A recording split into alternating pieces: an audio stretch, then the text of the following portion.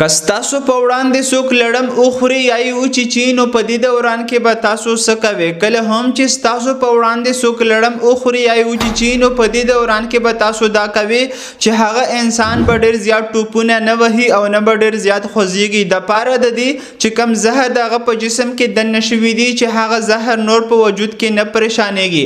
او دویم کار به تاسو دا کوئ چې کم لړم تاسو چیچلی یې نو هغه ځای به تاسو په صابون او په اوبو سره ټینګ ټینګ د پاره د دې چې نوره خرابي په هغه ځای کې نه راځي. او دریم کار به تاسو دا کوئ چې تاسو به یو واوره راواخلئ او د هغې نه به کپړه تو کړئ او په هغه ځای باندې به 10 منټو دپاره کیدي په کم ځای باندې چې تاسو لړم چیچلی یې یا هغه ځای خوږیږي یا پړسوب کوي او 10 منټو دپاره به بیا ترې اخوا کوئ. خو په دې کې به تاسو دا احتیاط خامخا کوئ چې هغه واوره به تاسو په هغه ځای باندې کیدي چې کومه په کپړه کې تو شوي، بغیر د کپړې نه به تاسو هرګز واوره په هغه ځای باندې نه کیدي. او څلورم نمبر کار به تاسو دا کوئ چې کوم ځای ستاسو چیچلی دی هغه ځای به تاسو د زړه د سطحې نه لږ لاندې ساتئ، دپاره د دې چې کوم زهر ستاسو وجود ته دننه شوي دي چې هغه په وینه کې زر نه پریشانېږي او ستاسو زړه او په نور وجود کې زر نه پریشانېږي او تاسو ته تکلیف نه درکوي. او پنځم کار به تاسو په کور کې دا کوئ که چېرې ستاسو ماشوم یې چیچلی وي نو ستاسو سره په کور کې کم پیناډال یا بروفین شربت د هغه عمر مطابق وي نو هغه تاسو ورکولی شئ چې د هغه دردونه او تبه ورسره نه زیاتیږي.